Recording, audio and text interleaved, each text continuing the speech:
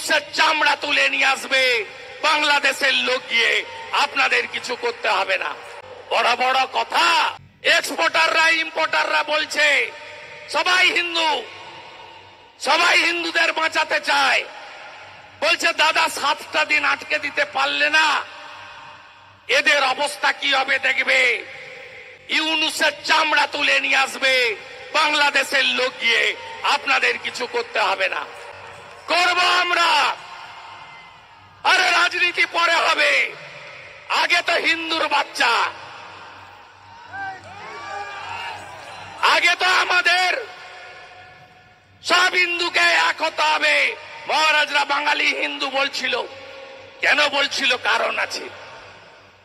বাঙালি হিন্দুরা ঐক্যবদ্ধ হতে পারেনি, এখনো ঐক্যবদ্ধ হয়নি। ভাবছেন শ্যামপুরে মেরেছে, বাগনানে তো কিছু হয়নি। বাউড়িয়ায় ঢিল মেরেছে, উলবেড়িয়ায় তো কিছু হয়নি। আরে বেলডাঙ্গাতে কার্তিক পুজোয় ভেঙেছে, কাটোয়া কালনায় কার্তিকের গায়ে তো হাত দেয়নি।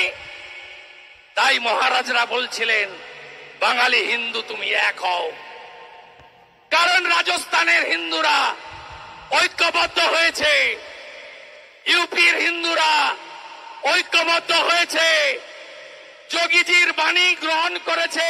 হরিয়ানা বাটেঙ্গে তো কাটেঙ্গে, এক रहेंगे তো সেফ रहेंगे। মহারাষ্ট্র ছত্রপতি শিবাজী মহারাজের মাটি ঐক্যবদ্ধ হয়েছে।